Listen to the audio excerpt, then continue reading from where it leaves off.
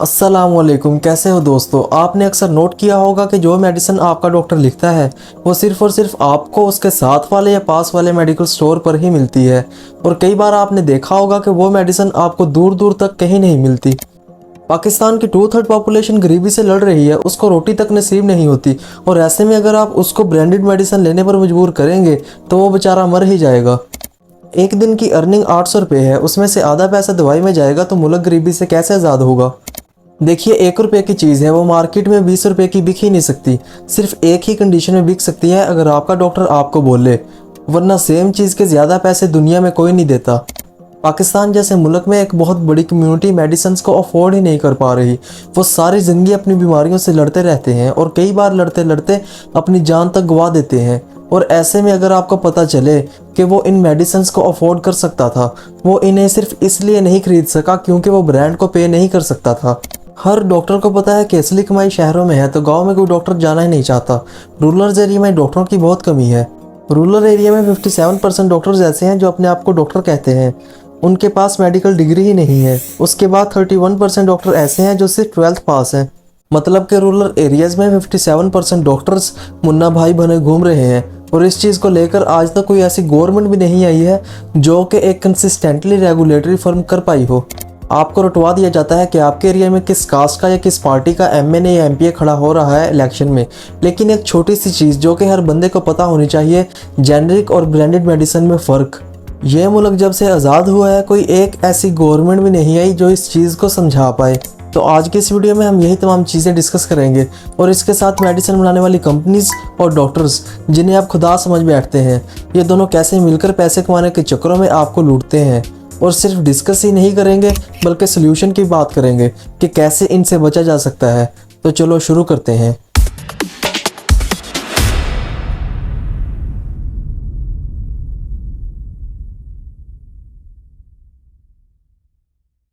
हर दवाई के दो नाम होते हैं, एक उसका असल या केमिकल नाम होता है जिसे आप जेनरिक, फार्मूला या साल्ट कहते हैं, और दूसरा कंपनी का दिया हुआ एक ब्रांडेड नाम होता है। तो चलें सबसे पहले इसी चीज़ को समझते हैं।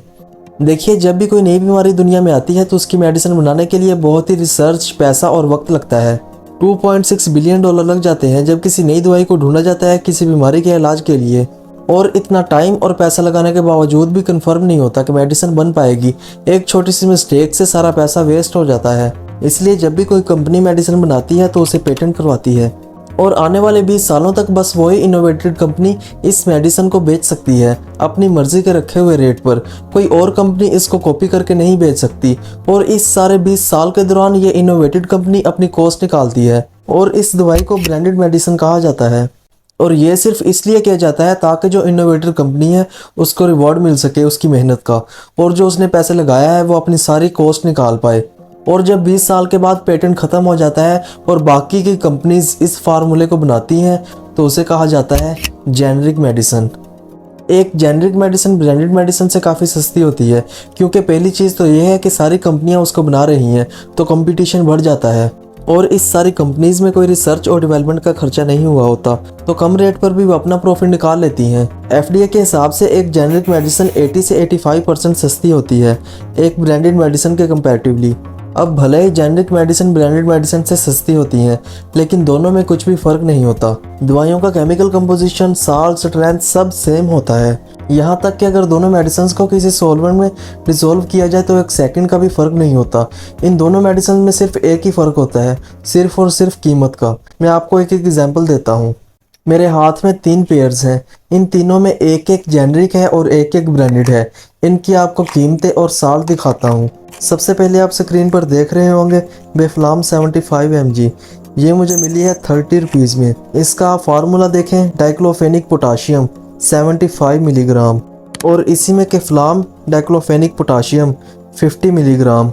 ये मुझे 10 टैबलेट मिली हैं 130 रुपये में। जेनरिक मेडिसिन 75 मिलीग्राम में 10 टैबलेट 30 रुपीज़ में, और ब्रांडेड में 10 टैबलेट 130 में। अब आते हैं दूसरी टैबलेट पर, Voltral branded medicine diclofenac sodium formula, ये मुझे मिली है 30 रुपीज़ में। और Orthonil diclofenac sodium same formula same 50 milligram, ये मुझे मिली है 30 रुपीज़ में। और थर्ड, इसका डिफरेंस देखकर तो आप हैरान रह जाएंगे, फेमट 40 mg, सेम फार्मूला हेमोटिडाइन बीपी 40 mg, ये मुझे एक टैबलेट मिली है 20 to 21 रुपीज़ में, और इसी में जेनरिक मुझे मिली है 40 रुपीज़ में 10 टैबलेट। इन दोनों मेडिसिन में कोई भी फ़र्क नहीं है सिवाय कीमत और नाम के। अब बात यह है कि मेरे कहने पर आप इतना बड़ा रिस्क क्यों लोगे, जेनरिक मेडिसिन क्यों लेने लगोगे। इवन कि मेरा बैकग्राउंड भी IR का है, मेडिकल का तो है नहीं। देखिए, कॉमन सेंस के लिए MBBS करने की ज़रूरत नहीं होती। मैं अभी आपके सामने फैक्ट्स रखता हूँ जिससे आप बिल्कुल क्लियर हो जाओगे। WHO वर्ल्ड हेल्थ ऑर्गेनाइजेशन, इसने ऑन रिकॉर्ड बोला है कि जेनरिक मेडिसिन को यूज़ करने से काफ़ी कम पैसों में बीमारियों का इलाज हो सकता है। आप जब मेडिकल स्टोर पर दवाई लेने जाते हो, अक्सर वो शॉर्ट होती है, तो वो आपको कहता है कि आपको किसी और कंपनी की दवाई दे दूं, तो आप साफ मना कर देते हो। इस लेवल का ट्रस्ट होता है आपका डॉक्टर के ऊपर। देखिए, जिस पर आप इतना भरोसा करके चलते हो वो आपको उस कंपनी की दवाई लिख के देता है जिस कंपनी से उसको पैसा आया होता है। फार्मा कंपनियों ने पूरे तरीके से पाकिस्तान के हेल्थ केयर सिस्टम को हाईजैक कर लिया है। इन कंपनियों का फायदा होता है ब्रांडेड ड्रग बेचने से, इसलिए फार्मा कंपनियां डॉक्टरों को पैसा देती हैं। डॉक्टरों का परसेंटेज बना होता है। अगर आप मार्केट में पता करोगे तो इस टाइम पे 30 से 40% रेट चल रहा है डॉक्टरों का, और इसके अलावा जो बाहर की स्पॉन्सर्स होती हैं वो अलग से। यही रीज़न है डॉक्टर जेनरिक मेडिसिन की बजाय ब्रांडेड दवाइयाँ लिखते हैं। फार्मा कंपनियों ने ऐसी मेडिकल स्ट्रेटजी लगाई है कि पूरे मेडिकल स्टोर्स ब्रांडेड दवाइयों से भरे हुए हैं। और ये मैं हर डॉक्टर की बात नहीं कर रहा, मैं सिर्फ उन डॉक्टरों की बात कर रहा हूँ जो अपना ज़मीर बेच आए हैं। फार्मा कंपनियों ने ये चीज़ इतने अच्छे से इंजेक्ट कर दी है मार्केट में कि जो जेनरिक मेडिसिन हैं वो लेस इफेक्टिव हैं, और जो ब्रांडेड और महंगी दवाइयाँ हैं वो बहुत अच्छे से इलाज कर सकती हैं। देखिए, कोई भी दवाई हो जेनरिक या ब्रांडेड, मार्केट में तब ही आती है जब FDA अप्रूव करता है।